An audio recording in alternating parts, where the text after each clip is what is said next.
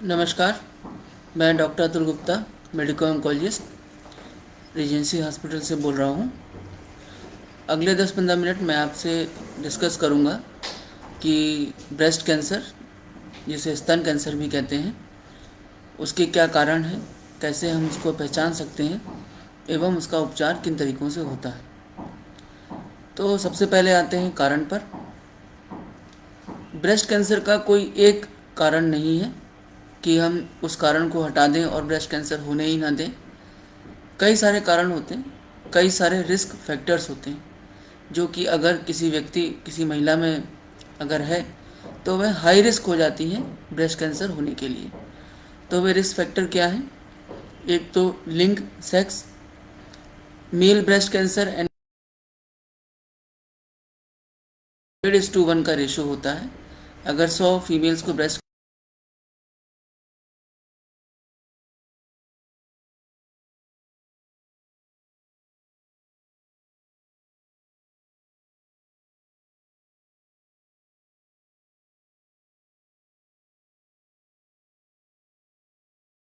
की वजह से ईस्ट्रोजन हार्मोन बॉडी में अधिक समय तक बना रहता है और ये ईस्ट्रोजन हार्मोन ब्रेस्ट कैंसर करने का कई सारी महिलाओं के परिवार में कई सारे फैमिली मेम्बर्स जिनको ब्रेस्ट कैंसर होता है, ओवरी कैंसर होता है या कई प्रकार के कैंसर मौजूद होते हैं, तो वह महिला भी हाई रिस्क में आती हैं। किसी प्रकार का कोई जेनेटिक एबनॉर्मेलिटी होती है, अगर महिला में कोई जीन्स जो कि ओवर एक्सप्रेस कर रहा हो, उसकी वजह से भी रिस्क फैक्टर ब्रेस्ट कैंसर का बढ़ जाता है। लाइफस्टाइल, सीडेंट्री लाइफस्टाइल, मतलब रेगुलर एक्सरसाइजेज ना करना, दिन भर घर पे सिर्फ विश्राम करना, फास्ट फूड का सेवन करना, स्मोकिंग करना, अल्कोहल लेना, ये सारे फैक्टर्स हैं जो कि एक फीमेल को ब्रेस्ट कैंसर के होने के लिए रिस्क फैक्टर बन जाते हैं। उसी प्रकार से रेडिएशन एक्सपोजर, जो कि एक बहुत ही इम्पोर्टेंट पॉइंट है। महिलाओं को अगर कभी रेडिएशन एक्सपोजर हुआ हो, खासकर यंग एज ग्रुप में, चाहे किसी ट्रीटमेंट के लिए या किसी इन्वेस्टिगेशन के लिए, तो रेडिएशन एक्सपोजर भी अपने आप में ब्रेस्ट कैंसर के रिस्क को बढ़ा देता है। तो ये कुछ रिस्क फैक्टर्स हैं जिसको कि ब्रेस्ट कैंसर के साथ लिंक किया गया है। अगर हम मोटा मोटा इन रिस्क फैक्टर्स को डिवाइड करें तो दो भाग में डिवाइड कर सकते हैं। एक भाग वह रिस्क फैक्टर्स जिनको हम मॉडिफाई कर सकते हैं और दूसरा वे रिस्क फैक्टर्स जिनको हम मॉडिफाई नहीं कर सकते हैं। पहले आते हैं उन पर जिनको हम मॉडिफाई नहीं कर सकते, जैसे कि फीमेल होना। अब आप उसको मॉडिफाई नहीं कर सकते, आप फीमेल हैं तो हैं। उसी प्रकार से परिवार में कई सारे फैमिली मेम्बर्स को कैंसर होना, यह भी एक नॉन मॉडिफाइबल रिस्क फैक्टर है। जेनेटिक एबनॉर्मेलिटी होना, ये भी नॉन मॉडिफाइबल फैक्टर्स हैं।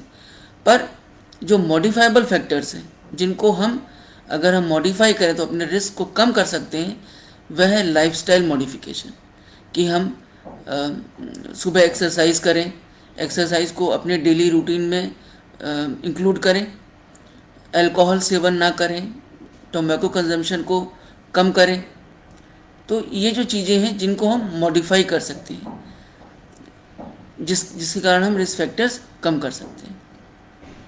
अब हम आते हैं कि हम किस प्रकार से पहचान सकते हैं कि हमें ब्रेस्ट कैंसर के कोई लक्षण आ रहे हैं या नहीं आ रहे हैं, ताकि हम उन लक्षण को तुरंत ही समझ सकें और तुरंत डॉक्टरी सलाह लें।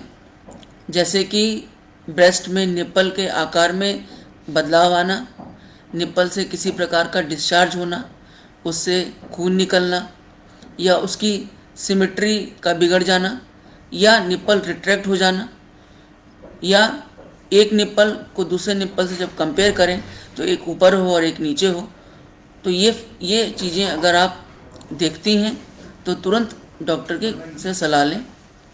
दूसरी चीज़, पूरे ब्रेस्ट में अगर कहीं आपको कोई गांठ महसूस होती है, चाहे देखने से चाहे छूने से, या अल्सर्स नज़र आते हैं, या स्किन में कोई थिकनेस लगती है, स्किन में किसी प्रकार का 2-3 नोड्यूल्स दिखाई देते हैं, तो या स्किन जो ब्रेस्ट कैंसर का जो शेप है वह चेंज हो गया हो, या दोनों ब्रेस्ट एक लेवल पे ना हो, ऐसा कुछ भी अगर आपको समझ में आता है तो तुरंत डॉक्टर के पास जाएं, उनको दिखाएं। उसी प्रकार से एक्जिला में, बगल का एग्जामिनेशन किया और वहाँ पर भी हमें कोई गांठ समझ में आती है तो तुरंत डॉक्टर के पास जाना चाहिए। वैसे भी सभी महिलाओं के लिए कहा गया है कि 40 साल के बाद अपने आप को रेगुलर डॉक्टरी चेकअप कराएं, बल्कि 20 साल के बाद ही 3 साल में एक बार डॉक्टर के से कंसल्ट लेना चाहिए। क्योंकि ये जो लक्षण है ये काफ़ी देर बाद समझ में आते हैं, इसलिए कहा जाता है कि सभी फीमेल्स जो 40 ईयर्स से ऊपर हैं, चाहे उन्हें कोई लक्षण हो चाहे ना हो, वे एक बार डॉक्टर से कंसल्ट ज़रूर करें और साल में एक बार या 2 साल में एक बार अपना मैमोग्राफी ज़रूर कराएं, जिससे कि इन लक्षण के आने से पहले ही हम कैंसर को बहुत शुरुआती अवस्था में पकड़ सकें और उसका संपूर्ण इलाज कर सकें। अब हम आते हैं इलाज पर। ब्रेस्ट कैंसर हो या कोई भी कैंसर हो, उसका इलाज सबसे इम्पॉर्टेंट फैक्टर इलाज के लिए है, वह होता है स्टेज, कि आप ब्रेस्ट कैंसर को किस स्टेज पर डिटेक्ट करते हैं। अगर आप एडवांस स्टेज पर डिटेक्ट करते हैं कि ब्रेस्ट कैंसर ब्रेस्ट से निकला और निकलकर वह दूसरे ऑर्गन्स में चला गया, जैसे कि फेफड़े में, लीवर में, हड्डियों में, इसका मतलब ये काफ़ी एडवांस कैंसर हुआ, 4th स्टेज का कैंसर हुआ, तो उस केस में आउटकम हमको पुअर मिलता है।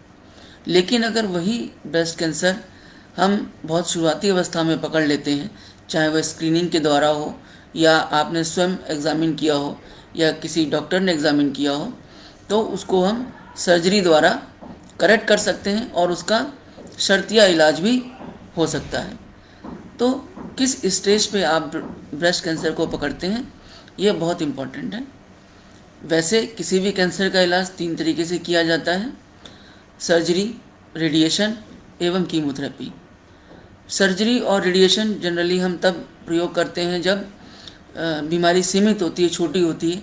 हम ऑपरेशन के द्वारा ब्रेस्ट की वह गांठ निकाल देते हैं और उसके बाद मरीज़ को कीमोथेरेपी या रेडिएशन देते हैं।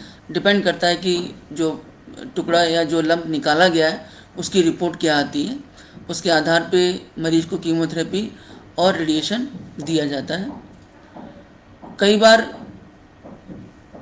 जो ब्रेस्ट कैंसर है हमें बड़ी लेट स्टेज में मालूम चलता है, मरीज़ की कंडीशन भी काफ़ी ज़्यादा ख़राब हो चुकी होती है, उसका परफॉर्मेंस स्टेटस उतना अच्छा नहीं होता। उस केस में हम लोग बेस्ट सपोर्टिव केयर या पैलिएटिव केयर के लिए भी पेशेंट को एडवाइस करते हैं। तो ये जो मेन 3-4 बातें हैं वह मैं आज आपसे शेयर करना चाहता था। नमस्कार।